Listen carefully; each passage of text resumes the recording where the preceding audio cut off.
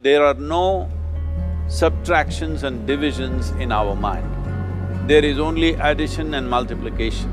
I will just remove negative thoughts and I will have positive thoughts. All the best, it's not going to work. It's just that you need to pay little attention as to how it functions. You will see there is a distinction between what is you and what you have gathered.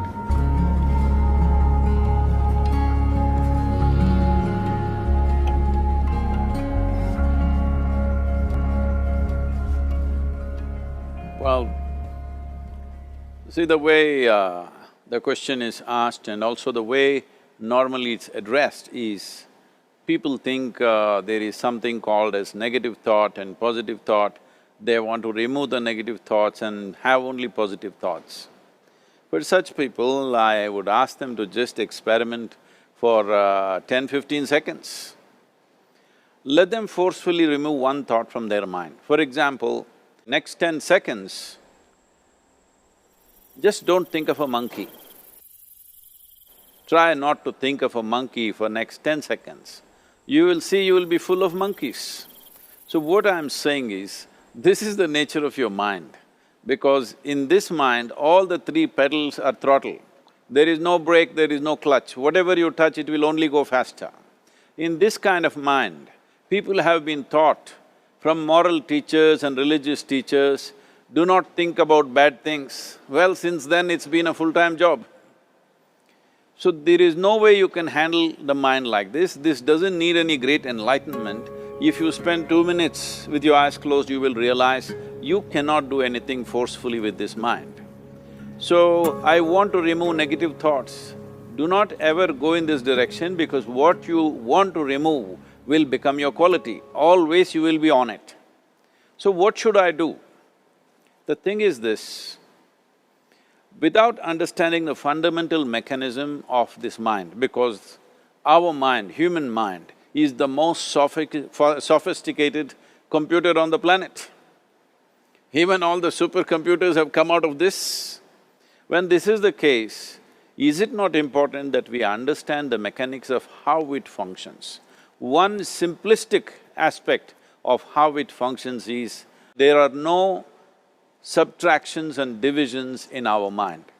There is only addition and multiplication. If you try to do something with it, it will say one more.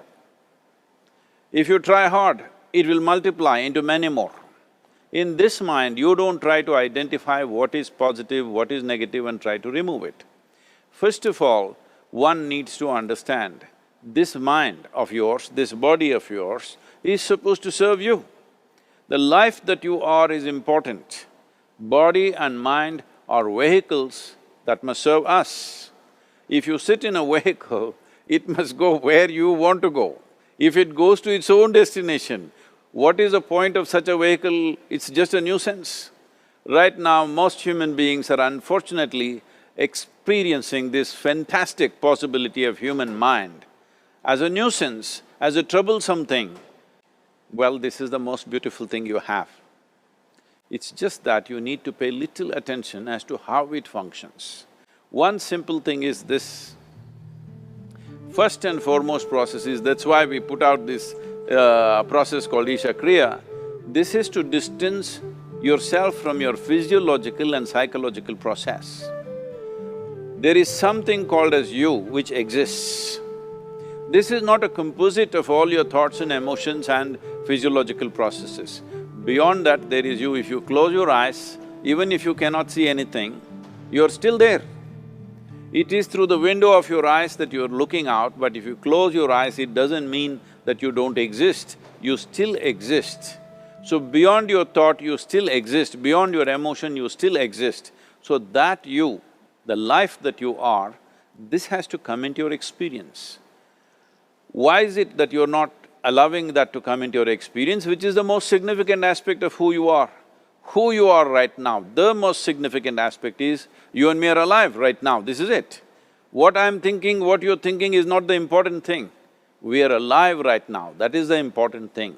So, it is important that you focus on this fundamental sense of aliveness within you, and then you will see there is a natural distance between you and your thought process.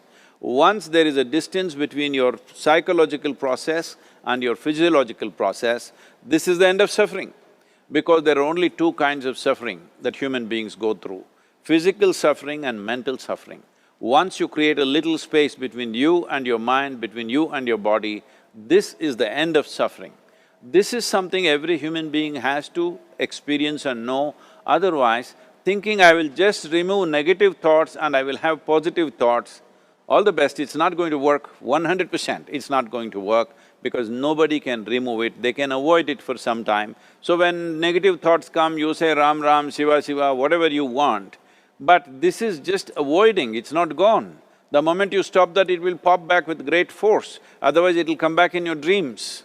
So it's very important, first of all you need to understand your anger, your resentment, your fear, your anxieties, the negativity that you generate.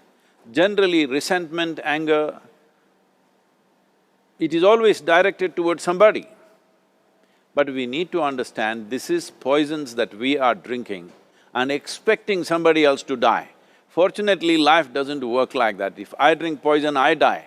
If I drink poison, you don't die.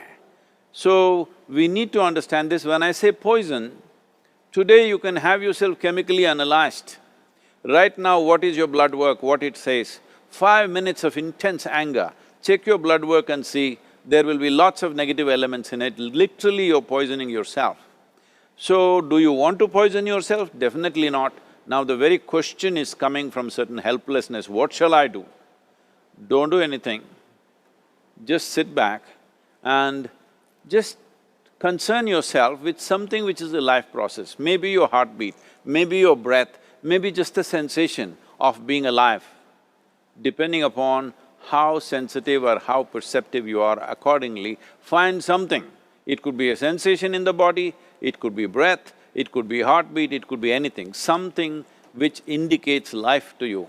Just pay attention to that for some time. Slowly you will see there is a distinction between what is you and what you have gathered, which includes both your physiological and psychological possibility or mess, whatever you made out of it.